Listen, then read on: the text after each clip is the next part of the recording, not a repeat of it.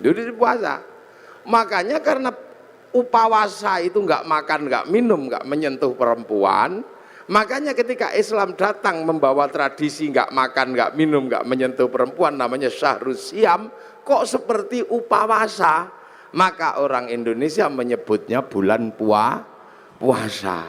Jadi kalau sampean pengen tahu kenapa Ramadan kok disebut bulan puasa, karena dulu ada namanya upawasa, nggak makan, nggak minum, nggak menyentuh perempuan, makanya kemudian Syahrus Siam disebut bulan puasa karena dulu upawasa. Nyawa bila roh, makanan tidak ada nyawanya tanpa ikan, nasi mutih nih cara orang sekarang. Nabi Dawud juga puasa, sehari iya sehari enggak. Nabi Musa sebelum naik gunung Tursina puasa, Nabi Ibrahim puasa, Nabi Isa diajari puasa, Nabi Muhammad juga masih diajari puasa, dan Nabi Muhammad dikatakan oleh Allah kama kutiba alal ladzina min qablikum, seperti orang dulu. Makanya puasa ini dikenal semua manusia, bahkan semua agama kenal puasa. Itu uniknya puasa. Dulu ada agama kuno, sekarang punah agama itu. Namanya agama Zoroaster. Nabinya Zarathustra. Ajarannya nihilisme. Kalau orang Jawa bilangnya suwung. Itu Tuhannya dua. Tuhan terang namanya Ahriman, Tuhan gelap namanya Ahura Mazda. Nah, dua Tuhan ini suka kelahi, suka usil. Tuhan terang penguasa matahari, Tuhan gelap penguasa rembulan. Kalau dua Tuhan ini kelahi, Tuhan terang kok kalah gerhana matahari. Orang Zoroaster puasa 3 bulan. Kalau Tuhan gelap kalah gerhana matahari, puasa 40 harian gitu. Puasa. Ini orang Zoroaster. Cuman agama Zoroaster itu punah. Berganti menyembah api. Yang akhirnya di dalam Al-Quran dikenal dengan Majus atau Majusi. Cuman agama Majusi ini punah juga. Karena raja terakhir Majusi namanya Rustum yang ada di Persia sana masuk Islam. Raja Rustum ini anaknya dinikahkan dengan anak Sayyidina Ali bin Abi Thalib. Namanya Sayyidina Husain. Lahir Sayyid Ali Zainal Abidin. Nah, karena masuk Islam, kemudian orang Majusi tidak lagi menyembah api. Cuman orang Majusi kalau menyembah api, apinya ditaruh di bangunan tinggi, panjang, itu namanya manaro. Sehingga kemudian setelah nyembah Allah, apinya dibuang, manaronya ditaruh di depan masjid. Akhirnya masjid orang-orang ex-Majusi punya manaro. Begitu seluruh kaum muslimin lihat masjid orang Persia punya manaro, kok bagus, maka kemudian seluruh kaum muslimin berlomba-lomba bikin manaro di depan masjid, yang akhirnya sampai Surabaya jadi menoro. Di puasa. Lu ini Islamnya begitu. Kalau masjid khas Arab yang asli ya kotak tutupnya pelepah kurma. Menoro itu, menara itu dari tradisi Majusi dulu. Kubahnya itu ketika Islam ketemu dengan Nasrani yang di Konstantinopel, kemudian punya masjid, ada kubahnya itu sumbangan dari gereja dulu. Makanya kubah masjid sama kubah White House itu sama, kubahnya istananya Presiden Amerika ya sama kubah. Lah itu orang Majusi. Orang Hindu juga disuruh puasa. Jadi Hindu juga mengenal puasa, namanya upawasa. Upawasa itu enggak makan, enggak minum, enggak menyentuh perempuan. Untuk persiapan muksa. Muksa itu mati terbaik ala Hindu. Hilang raga dan sukmanya. Hanya bisa dilakukan oleh orang Brahmana. Kalau orang kesatria nggak bisa hilang, maka dibakar, dingaben. Kalau di bawahnya ada kasta namanya Wisya, pegawai negeri. Nah, sampean-sampean pegawai ini kastanya Wisya. Itu dibakar matinya kalau sudah punya uang. Kalau belum punya uang nabung dulu. Nah, di bawahnya ada Sudra. Sudra ini petani, pedagang, itu sudra, tukang las, itu sudra. Nah di bawahnya ada kasta namanya paria, pengemis. Ini matinya nggak ada yang ngurus. Di bawahnya ada kuca. Kuca ini tukang ngutil. Jadi hidupnya ngentit. Apa itu? Tukang motong bansos lah kalau ininya. Itu kuca. Itu matinya juga nggak ada yang ngurus. Di bawahnya ada meleka, maling. Kalau ketahuan lari. Tapi di bawahnya ada namanya candala, maling kalau ketahuan berani. Nah ini begal itu. Nah ini nggak ada yang ngurus. Nah, makanya mati terbaik itu moksa. Supaya bisa moksa melakukan upawasa, nggak makan, nggak minum, nggak menyentuh perempuan. Nanti tubuhnya mengecil, kecil, lap, hilang, imaterial. Itu namanya moksa. Tapi waktu itu banyak yang gagal. Sudah mengecil, ingat istrinya. Maka macet, jadi jenglot atau Bathara Karang itu. Makanya kalau ada yang ketemu jenglot jangan dijual mahal, itu produk gagal moksa.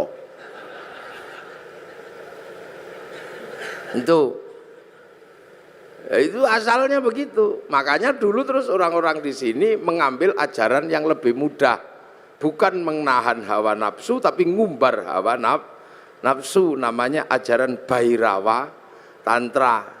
Itu upacaranya namanya pancamakara, laki perempuan udah kabeh melakukan hubungan seks bebas sak mblengere. Sisane sekarang di Gunung Kemukus Boyolali itu. Terus minum arak sak mblengere itu. Perutnya biar kenyang, kasih makan makanan termasuk tumpeng. Nanti biar kalau sukmanya pergi, tubuhnya masih ada, namanya ngerogo sukmo. Kasih makan daging manusia, maka tukul sumanto. Akhirnya orang di sini mampu punya ilmu ngerogo sukmo. Sukmane pergi diajak nyolong, namanya ngepet. Sukmanya pergi diajak mateni wong, namanya santet. Dijak mencintai perempuan, namanya pelet. Nah, itu kuat sekali ajaran itu. Sehingga dengan ajaran Bhairawa melalui lautan Kertanegara sanggup menaklukkan Mongolia, menjadi negara terkuat di dunia, penakluk 2/3 dunia. Itu karena penganut Bhairawa. Itu pelindung sekarang lah, pakai pelayaran. Itu makanya dulu terus paling berat itu Islam masuk ngadepi yang ini.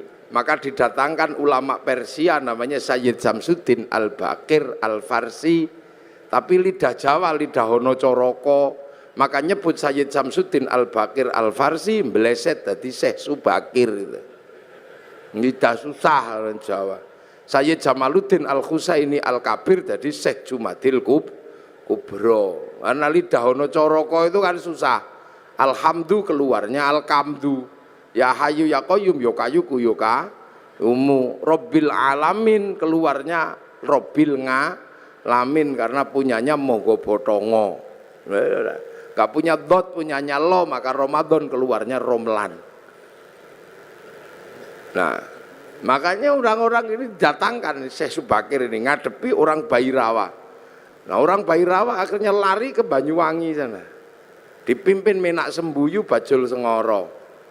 Nah, di sana diajar sama muridnya Syekh Subakir namanya Maulana Ishaq. Makamnya di Kemantren Lamongan itu. Akhirnya Menak Sembuyu nyerah, anaknya yang perempuan dikasihkan sama Mbak Ishak, lahir Raden Ainul Yakin Sunan Giri, makamnya Gresik. Maka orang Bhairawa hilang, lari ke Bali. Tapi lama-lama tumbuh lagi orang Bhairawa di Kediri, nyembah patung Totok Kerot di daerah Pagu Pamenang, tempat moksanya Joyoboyo. Diajar sama Sunan Bonang. Akhirnya nyerah. Lah begitu nyerah, ya sudah, kamu muternya tetap gak apa-apa. Laki perempuan tapi jangan nudo, pakai baju. Arak diganti teh, kopi atau air putih. Tumpeng karena itu halal nasi gak apa-apa. Ingkung manusia diganti ingkung pitik. Mantra ngrogo sukmo diganti kalimat tauhid la ilaha illallah. Makanya kemudian ada Indonesia punya tradisi tumpengan. Itu yang dandani namanya Sunan Bonang. Nah, Sunan Bonang mengajarkan kepada Sunan Kalijogo muridnya untuk disebarkan di seluruh Jawa. Sunan Kalijogo mengajarkan pada muridnya namanya Sunan Geseng. Sunan Geseng mengajarkan pada muridnya namanya Mbah Abdul Halim Pangeran Benowo Surabaya sini. Mbah Benowo mengajarkan pada Mbah Abdul Rahman Pangeran Sambulasem, diajarkan kepada Mbah Jabar Tuban, diteruskan oleh muridnya namanya Mbah Sufyan Tuban, teruskan muridnya Mbah Abdul Halim Boyolali, punya murid Mbah Abdul Wahid Solo Tigo, punya murid namanya Mbah Khairon Purwodadi, punya murid Mbah Asy'ari Jombang. Nah itu Jombang lagi, punya putra Kiai Hasyim Asy'ari, maka pengikut Kiai Hasyim Asy'ari tidak alergi sama tumpeng. Nah ini berhubung orang Jombang mesti saya jelaskan. Jadi halal bihalal Jombang, tumpeng juga Jombang. Jadi biar Jombang itu ngertinya nggak cuman besut,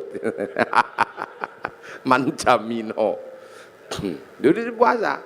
Makanya karena upawasa itu nggak makan, nggak minum, nggak menyentuh perempuan. Makanya ketika Islam datang membawa tradisi nggak makan, nggak minum, nggak menyentuh perempuan, namanya Syahrus Siam, kok seperti upawasa. Maka orang Indonesia menyebutnya bulan puasa. Jadi kalau sampean pengen tahu kenapa Ramadan kok disebut bulan puasa, karena dulu ada namanya upawasa, nggak makan, nggak minum, nggak menyentuh perempuan. Makanya kemudian Syahrus Siam disebut bulan puasa karena dulu upawasa. Orang Buddha itu juga pelajaran puasanya ada. Ketika ingin mendapatkan kesempurnaan menuju nirwana, itu puasa di bawah pohon bodhi, pakai kain selempang, tidak pakai daleman.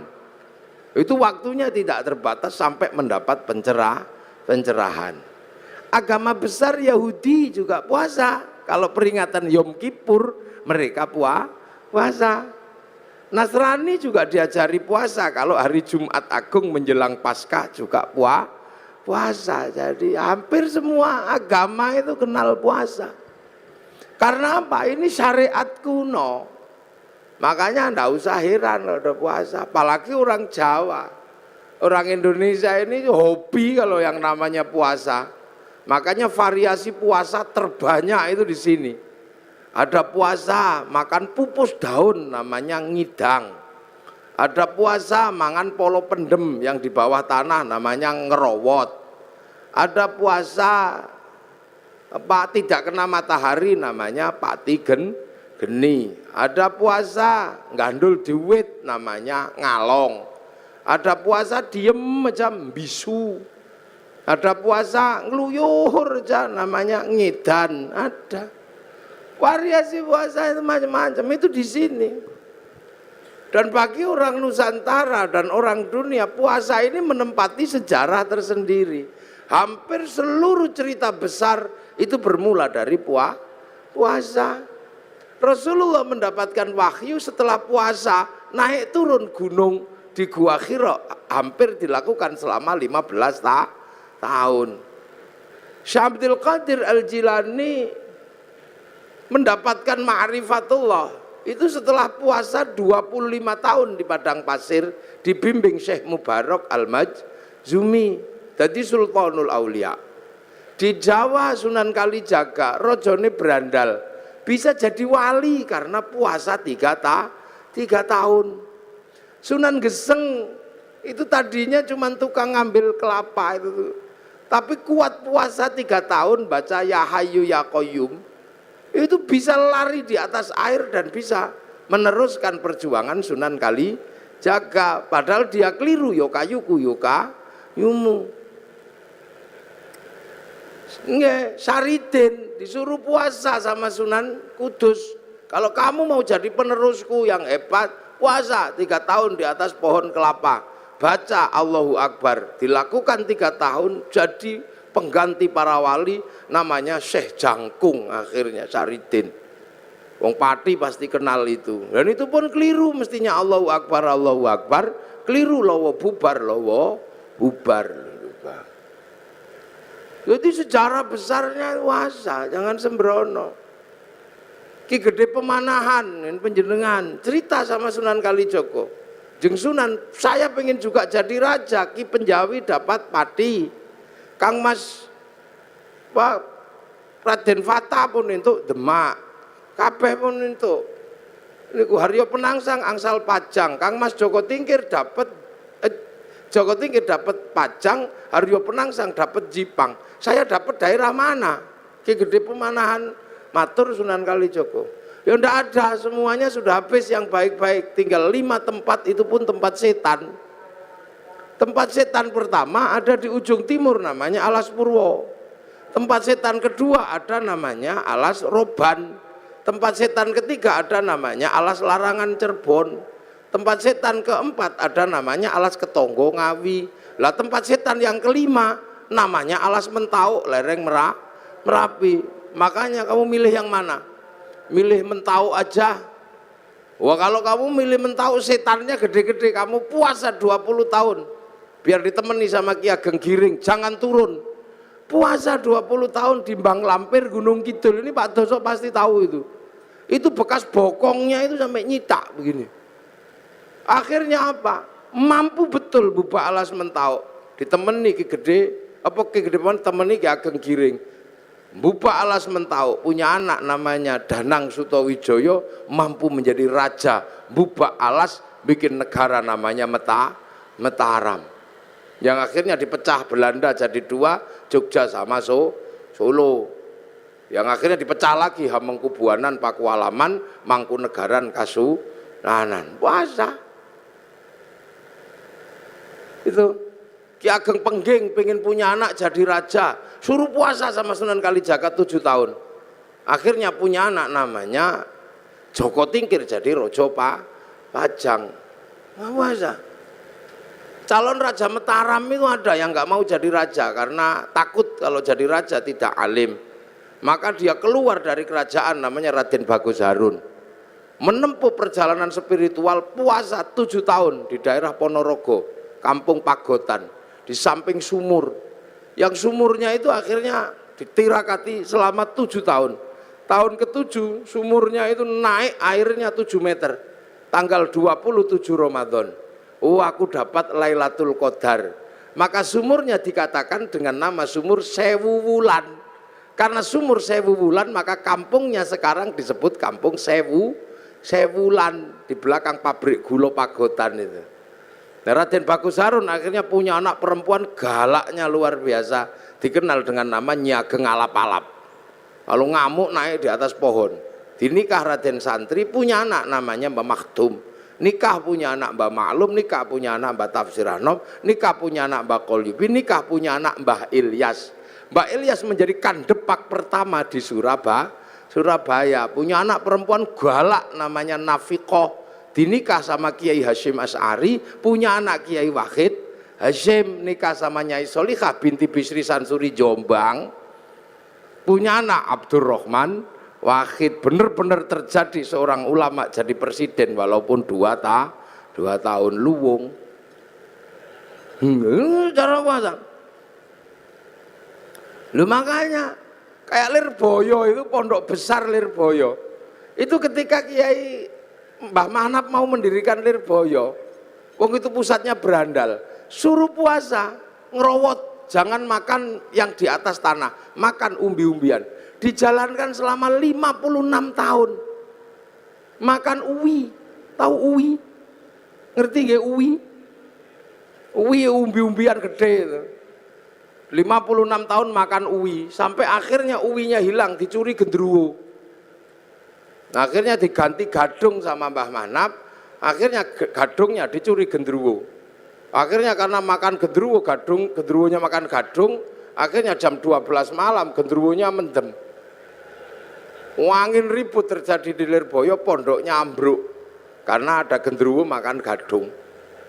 Akhirnya sama Mbah Manap dikasih minum minyak jarak, terus sembuh. Kasih tugas nimba untuk air mandinya santri, pakai singgot, pring panjang itu, nyinggot namanya.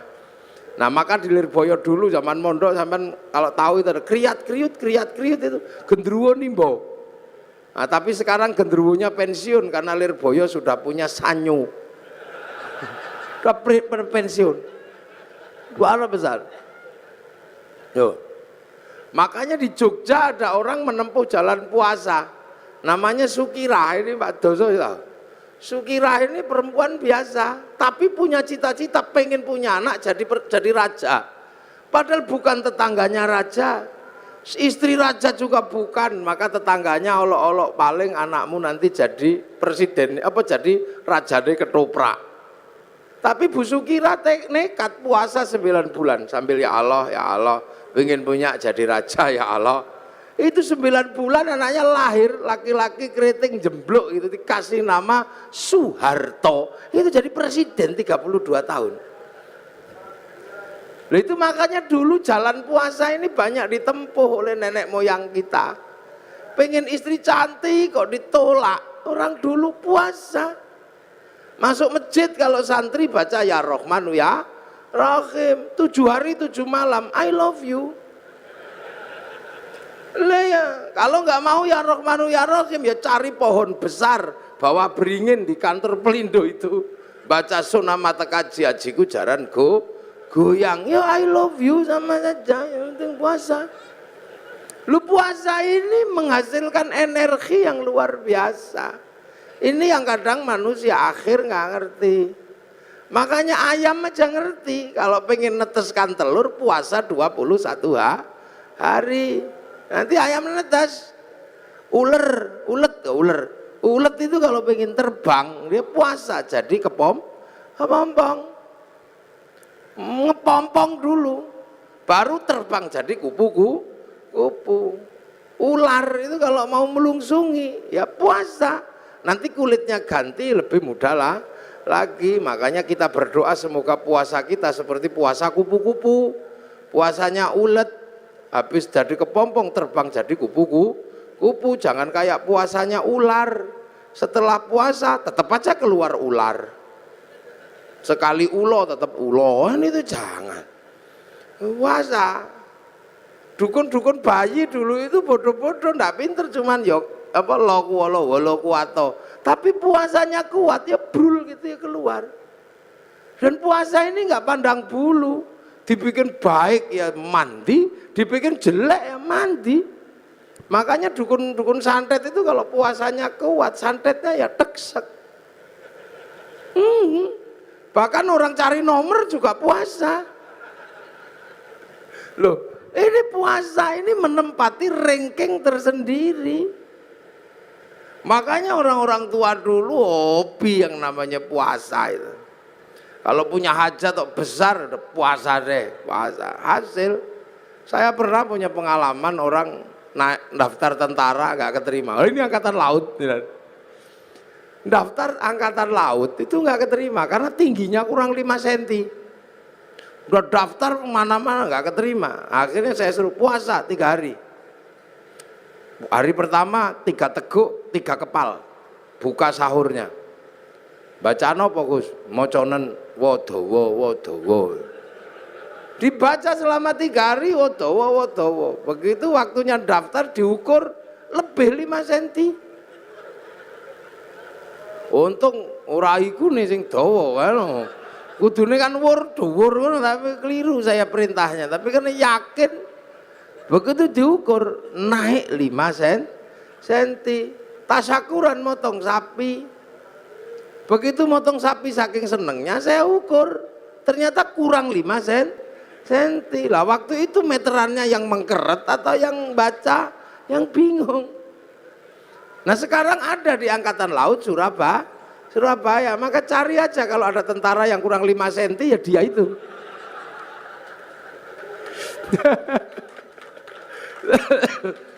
Ini puasa.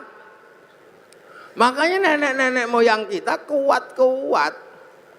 Nah sekarang begitu puasa itu menakutkan, maka orang ini jadi lemah. Jadi lemah. Dulu orang Jawa, orang Indonesia ketemu singo gitu kita ikut semilar, singone lari. Orang sekarang begitu takut puasa, jangankan sama singa, sama melinjo takut. Nih, monggo Pak melinjo ora samura tau. Santen itu enggak, kenapa? Kolesterol. Penyakitnya banyak karena enggak ada orang mau puasa. Akhirnya begitu remuk masuk rumah sakit. Dokter harus menangani orang sakit, tapi ketika orang sakit mau ditangani, dokter mengatakan puasa. Ya, puasa dulu, kalau enggak puasa saya enggak mau operasi. Makanya pasien yang mau dioperasi pun harus puasa. Lu dokter aja ngerti, nah sampean kadang enggak ngerti, mumpung masih sehat, poso. Jangan kok tiap bulan puasa datang poso maneh. Itu caranya Allah. Dari dulu manusia dikasih senjata yang luar biasa namanya puasa. Gitu. Makanya kalau ada people power enteng-entengan, ada puasa enteng-entengan. Apa puasa enteng-entengan? Diet. Nah, diet itu puasa enteng-entengan. Kan Pak Amin kan mengatakan ada people power enteng-entengan. Nah, puasa enteng-entengan juga ada, namanya diet. Karena kalau diet kenemenen dead. Nah ini lah ya. Jadi ini dari zaman kuno. Makanya orang itu kalau puasanya rajin, kuat, nggak takut apa-apa, sehat. Nah sekarang manusia ini dengan puasa takut. Jadi puasa ini kiri kanan oke. Gaya apik mandi, bikin jelek ya mandi. Cuman puasa kita ini berbeda. Kalau puasa yang diajarkan oleh Allah ini la'allakum tattaqun, agar kita menjadi orang bertakwa. Apa sih takwa itu? Takwa itu adalah menghadapkan wajah kemanapun, merasa diawasi oleh Allah. Itu. Oh ini ngaji kalau di syuting itu ya gini jadi panas. Lampune siji loro. Ngerti wong pelindung Kiai ireng. Lampune diakeh, Pak Doso ngerti Kiai ireng lampune sing akeh. Mengarah ke saya semua ini lampunya, bau panas. Jadi walaupun saya ngadep ke sana, saya nggak lihat ada perempuan di sini, nggak kelihatan. Kalau lampunya ke sini. Takwa itu apa? Menghadapkan wajah kemanapun, merasa dilihat Allah. Nah, makanya orang bertakwa itu menjalankan perintahnya, menjauhi larangannya, karena kemanapun merasa melihat Allah. Lah kenapa kalau merasa melihat Allah, merasa dilihat Allah, merasa diawasi Allah kok harus puasa?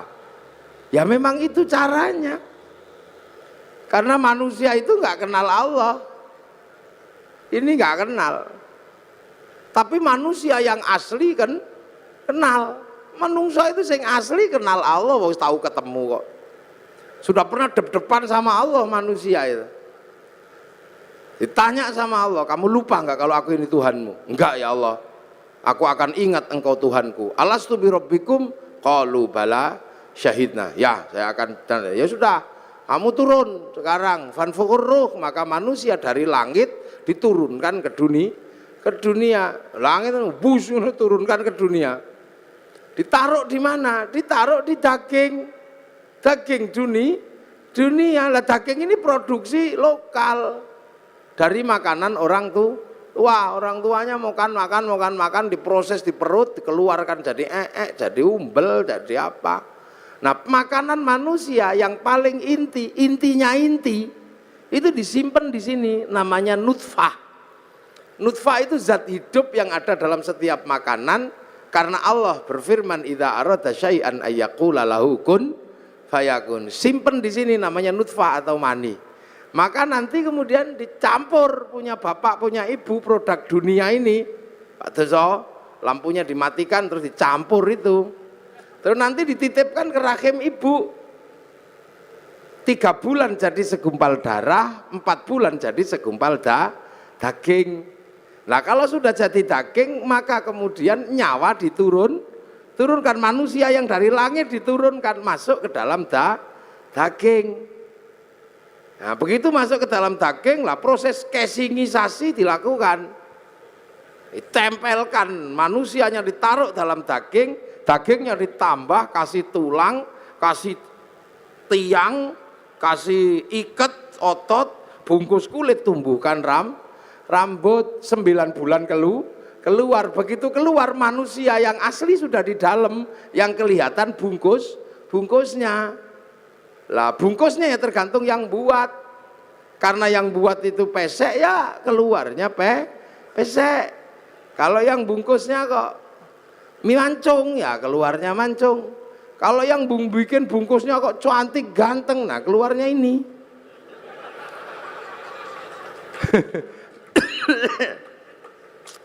Lah ini maka perempuan itu tempat menanam untuk menumbuhkan. Makanya Islam mengajarkan nisa hukum harsul lakum, perempuanmu untuk menanam. Proses casingisasi di perempuan. Makanya perempuan itu seperti sawah.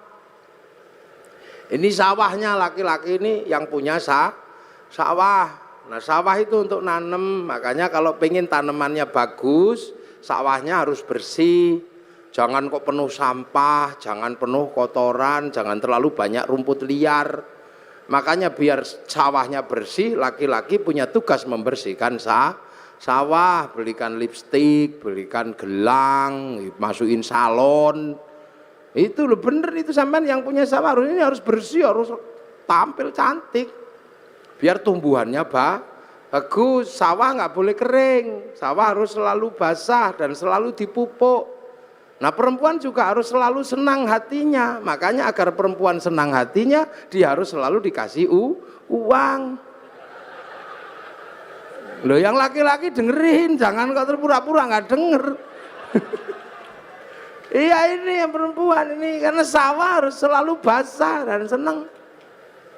Sawah itu kalau dikasih tanaman nggak boleh dibakar. Maka begitu juga perempuan kalau ditanami nggak boleh marahi. Maka perempuan itu nggak elok kalau dimarahi.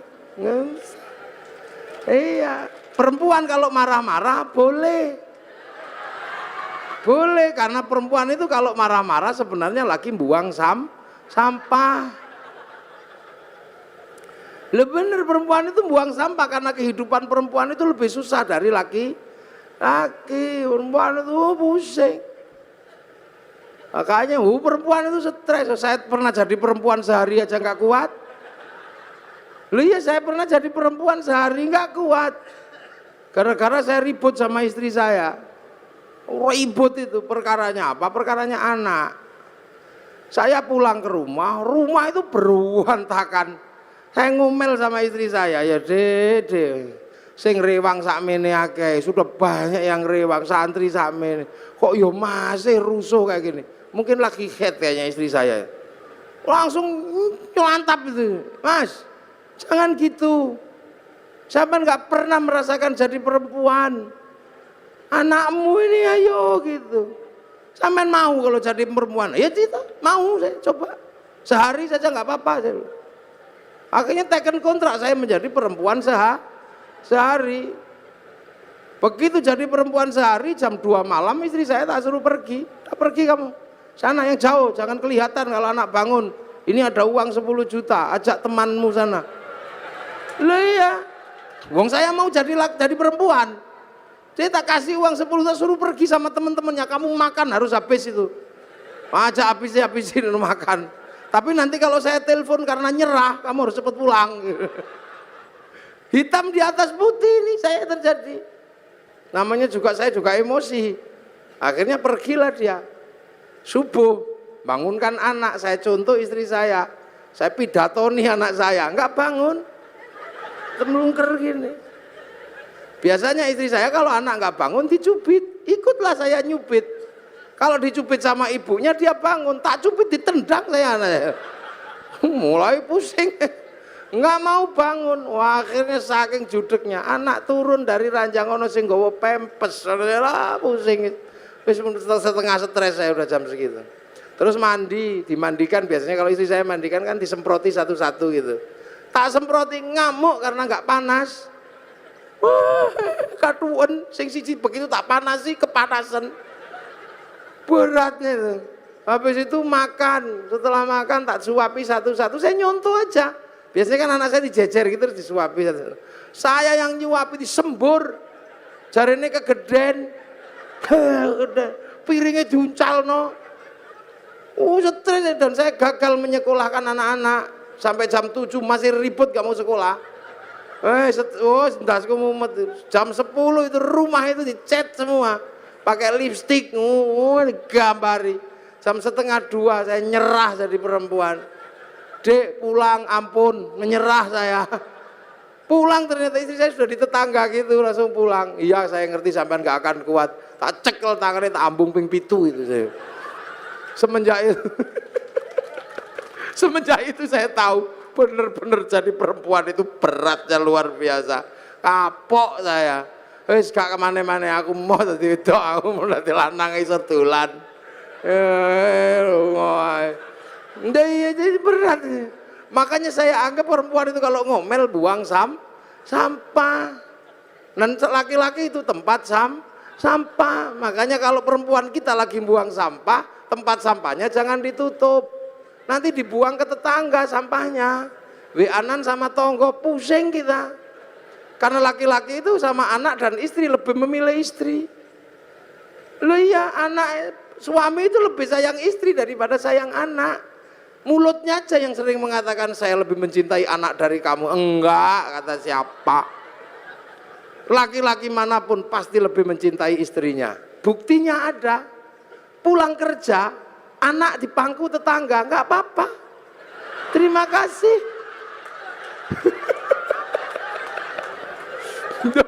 Iya, pulang kerja gitu anaknya di bangku tetangganya. Terima kasih, matur nuwun nggih pun ngomong anak kula. Coba kalau istrinya yang di bangku tetangga, oh langsung bawa arit itu. Itu tandanya bahwa suami lebih cinta istri, gayanya aja. Makanya perempuan kalau ngomel udah biasa, dia lagi buang sampah, udah. Dan perempuan kalau lagi emosi harus diredam karena bahaya kalau perempuan itu emosi nggak diredam, marahnya menjadi-jadi. Saya punya pengalaman meredam istri yang sedang marah, tak kasih contoh. Ini saya pengalaman pribadi, curhat saya. Bukan curhat, kasih pengalaman. Istri saya tak suruh dandan, Dik, dandan yang cantik, karena nanti kawinannya santri. Maka habis subuh dandan sampai jam 7 pagi. Perosoku begitu keluar itu cantiknya luar biasa istri saya itu. Oh cantik itu, pergilah ke pernikahan. Bawa anaknya satu, bawa santri satu, namanya Arifin. Begitu sampai di perempatan, ya Allah, di seberang sana ada perempuan cantiknya luar biasa. Di dalam mobil, rambutnya merah, kacamatanya neng bun-bunan gini. Lelaki-laki lihat gitu yang merucut. Ya Allah Pin, ayu nita itu. Lah begitu saya bilang itu lupa kalau bawa istri. Saya dicubit dari belakang itu sakitnya luar biasa. Sampai hari ini masih kerasa sakitnya.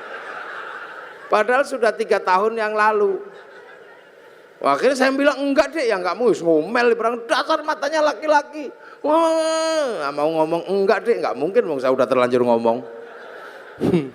Wah itu alisnya itu udah letrek semua itu sini-sini nggak ada. Wong nangis. Saya menyesal tapi apa guna, udah terlambat. Sebenarnya saya menyesal juga tapi wis kadung cawit sakit dicakar kelambi belakang saya suwek emang. Diodol emosi perempuan kok singo kalau udah emosi. Enggak peduli itu. Perempuan itu kalau udah emosi nggak peduli mau dimanapun lagi. Cakar-cakar. Akhirnya saya redam, Dek. Memang aku tadi lihat perempuan cantik, iya tapi dasar matanya laki-laki. Udah tersembunyi masih bisa dilihat. Iya karena aku laki-laki, Dek. Laki-laki itu melihat perempuan cantik tersembunyi apapun pasti tahu. Karena aku laki-laki. Kalau aku nggak mampu melihat perempuan yang cantik dan tersembunyi, mana mungkin aku dulu menemukanmu. Itu langsung kendor cubitannya itu. Coba kalau istri saya tak bawa, sampai bisa nanya langsung itu. Masya Allah, gak boleh emosi. Itu perempuan itu untuk nanam lah, makanya ini sampean-sampean ini jangan lupa ini sawah. perbaiki sawahnya, kasih lipstik, jangan banyak sampah. Mosok perempuan daster modal ngono aja. Kasih uang biar senang perempuan itu, kalau senang hidupnya tentram, anaknya juga ikut senang. Jangan suka dimarahi, kalau dimarahi emosi perempuan, kalau dimarahi panas hatinya. Di bawah hati apa di atas hati ada payudara. Karena jantung itu di bawah payudara. Dan jantungnya panas, payudaranya ikut panas. Air susunya panas, baterai santen ini belundu. Diminum bayi ya bengek. Makanya kalau teteknya nggak sehat, bayinya bengek. Maka ada istilah tetek bengek.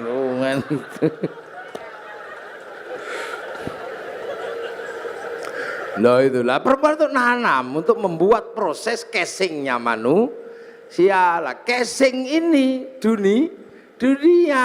Makanya manusia ini casingnya aja ini. Tergantung yang nyita aja, ini dunia, ini casingnya. Tangan ini dunia, maka dia senengnya dunia. Mata ini dunia, wong dari produk dunia kok. Makanya tangan laki-laki dimanapun kalau lihat bokong pasti pengen demek. Ini dunia, ndak usah tangan Pak Direktur, tangan Pak Komisaris, sama aja, wong tangan saya juga sama. Ini dunia, ndak usah heran. Tangan ibu-ibu dunia, maka pengen dikasih gelang. Sama aja, yang bedakan remnya tok. Insya Allah kayak kiai ini remnya cakram. Jadi pas direm set itu depan belakang berhenti. Nah rem pelindo ini kan nggak cakram, antromol tadi gitu.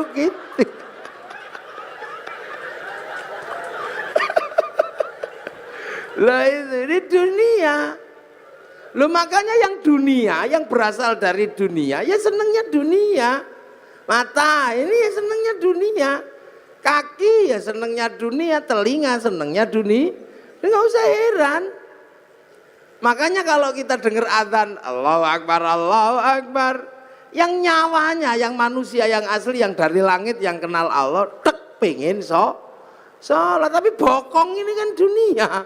Makanya ya duduk aja. Sampai kiainya Robbana ya Robbana, karena nunggu bokongnya belum berangkat.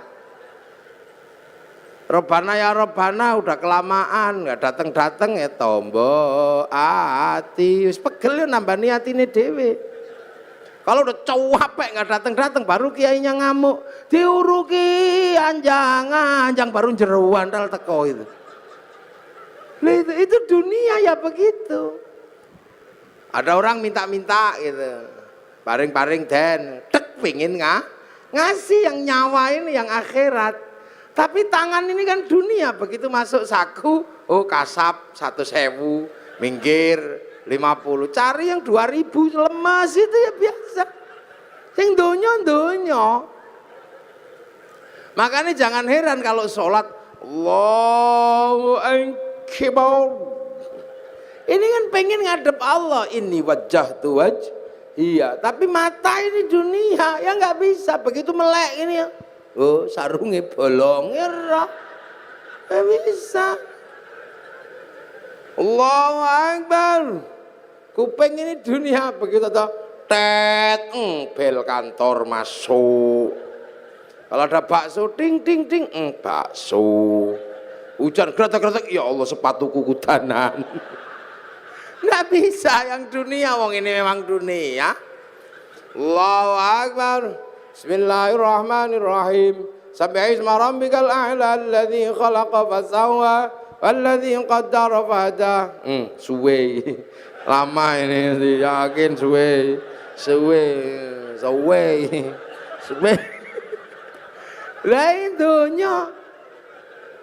Lah ini dunia, makanya nggak usah heran. Yang dunia senengannya dunia. Tapi kan ini raga punya tugas menghantarkannya nyawa. Sama dengan padi punya tugas mengantarkan beras. Sama dengan debok punya tugas mengantarkan pisang. Lah manusia punya tugas menghantarkan innalillahi wa inna ilaihi raji'un. Makanya nanti tiba-tiba ya sudah, satu saat ini semua akan kembali. Nah yang kembali apa? Ya nyawanya. Yang dari dunia ya dikembalikan lagi ke tanah. Itu balik ke tanah, kubur situ, terus dimakan cacing, bosok, ruwak, bosok. Bosokannya cacing diisep sama rumput, rumputnya dimakan sama kambing, kambingnya dipotong bikin anak lagi. Lah itu namanya teori rantai makanan. Makanya manusia, padi, pisang sama. Ada waktunya panen. Kalau padi dipanen sama Pak Tani, pisang dipanen Pak Tani, manusia dipanen sama malaikat Israel, panen aja. Begitu beras diambil, pohon padi ya tidak diurus, dibakar untuk makan sapi. Begitu pisang diambil, pohon pisang ya dibuang ke sungai. Begitu manusia diambil isinya, ya kelontongannya ya dibuang ke kuburan, sama aja. Nah padi walaupun terpisah dari pohonnya, begitu masuk laboratorium tetap ketahuan padi organik atau bukan organik walaupun sudah terpisah. Orang nggak perlu lihat pohon padinya dulu seperti apa, rekam jejaknya ada di beras, rekam jejak pohon pisang ada di dalam pisang, rekam jejak kehidupan manusia ada di dalamnya nyawa. Makanya ya cari rekam jejak yang bagus. Itu tangan ini merekam jejaknya nyawa, mulut muni apa wae rekamannya ada di dalamnya nyawa. Sama kayak syuting itu, ngadep saya dari tadi. Itu tugasnya cuma apa? Nyarikan bekal kartu memori. Setelah ngerekam saya, syutingnya dibanting nggak apa-apa. Yang penting memorinya masih ada, diputer keluar gambarnya, sama aja.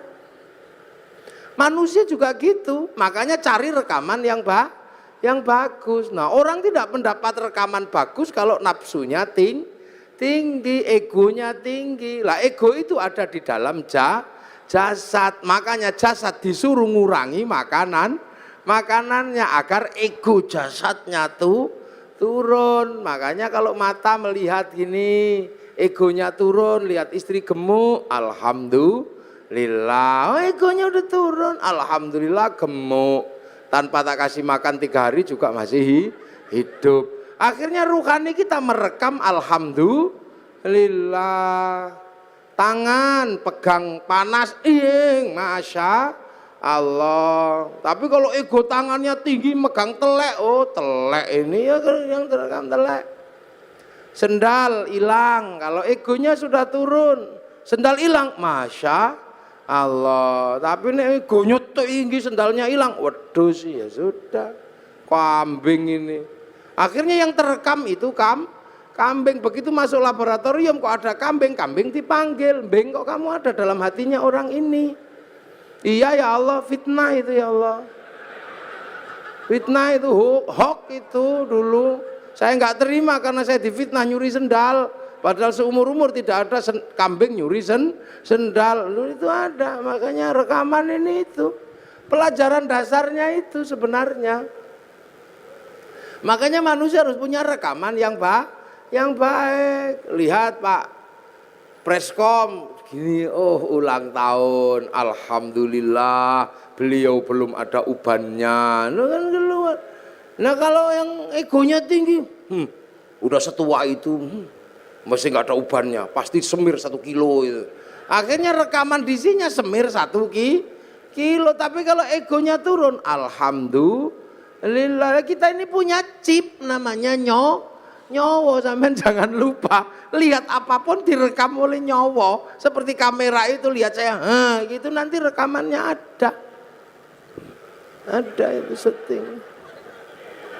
Kalau musim kampanye, ada, ada.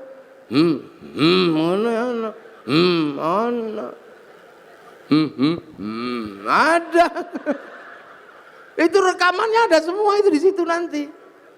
Sama dengan manusia, dingke wong adus, ono sesuk rekamane.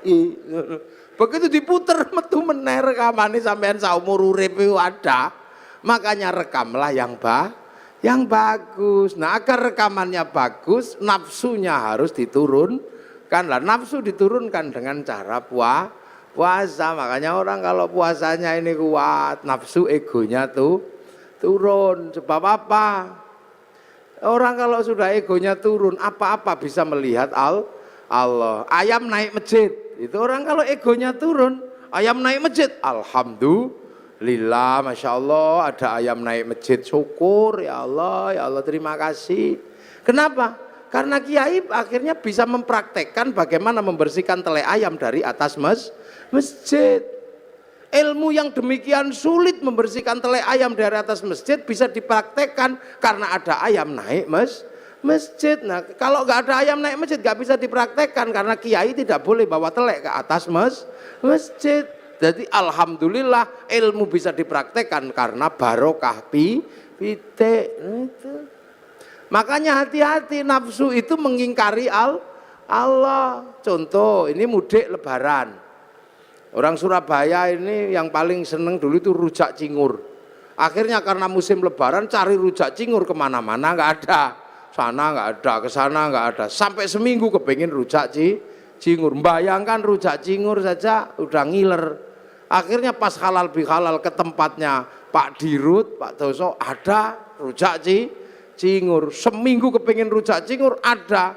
Ya halal, ya silakan makan tapi hati-hati. Kalau saya nggak berani makan. Karena itu bisa jadi halal buat jasmani tapi haram buat rohani. Karena nikmatnya mesti luar biasa. Wong kepengen seminggu. Begitu setelah dari Pak Doso seminggu kepengen rujak cingur dapat, tiba-tiba besoknya ke tempatnya Pak Pres,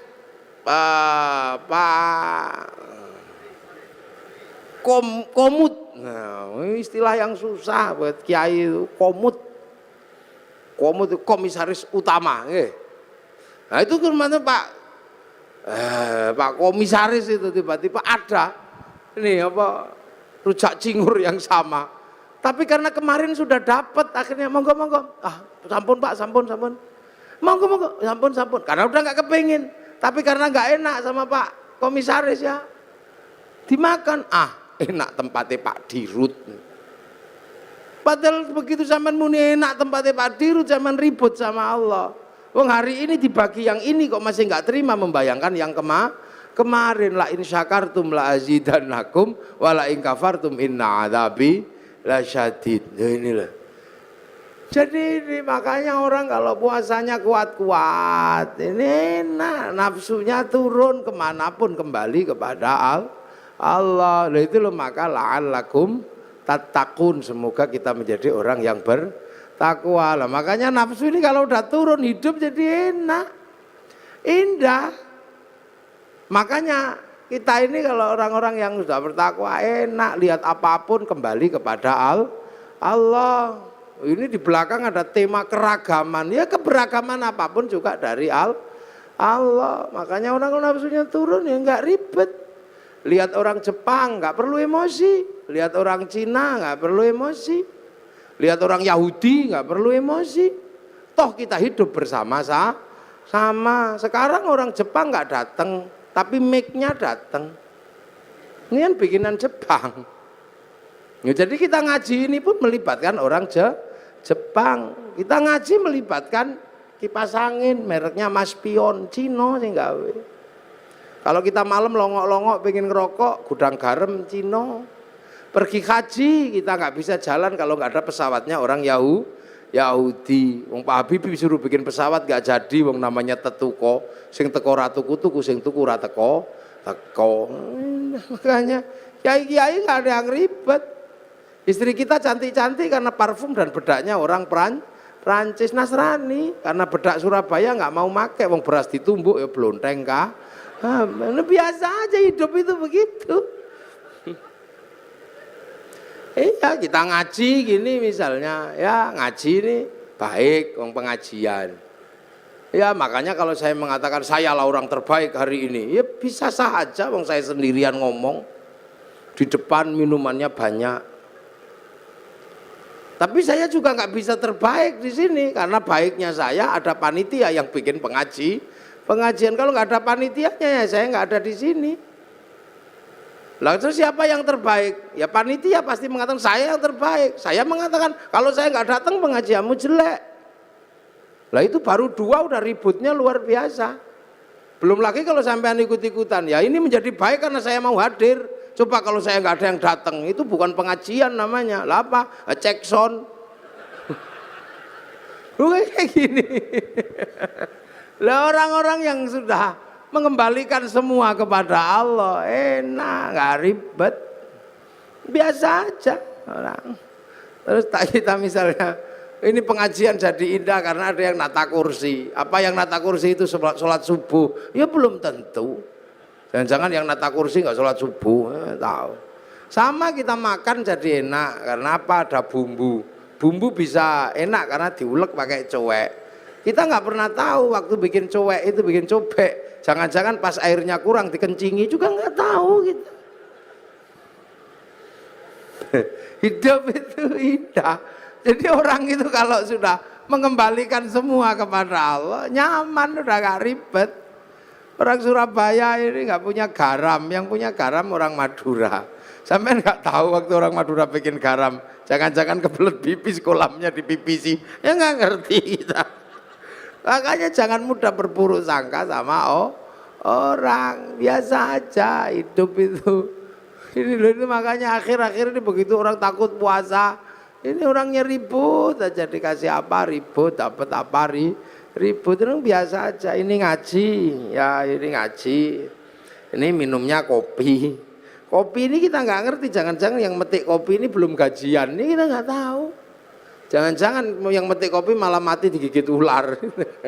Maka semua kembalikan aja deh kepada Allah. Nah ini syaratnya apa? Nafsunya turunkan, minimal dengan mengurangi makan kita bisa berlatih untuk menghadirkan dalam setiap kehidupan merasa ada Allah, sehingga apapun rekamannya bagus. Makanya kepala sering diajak ngerekam kalau zikir la ilallah, biar kepalanya ini merekam Allah, tangannya pakai tasbih Allah, ini rekamannya Allah, semua direkam. Makanya sampean jangan heran, rekaman kita ini terhubung langsung dengan servernya Allah, namanya Lauhil Mahfud. Sama kayak sampean, karena punya kartu handphonenya bisa di GPS kemanapun. Sama dengan manusia, mau lari kemanapun di GPS sama Allah. Loh ya inilah, nah ini yang bisa kita ambil dari yang namanya puasa itu ini. Nah ini halal bihalal ini,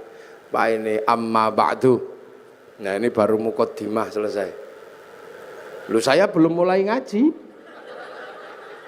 Lah kan saya baru amma ba'du.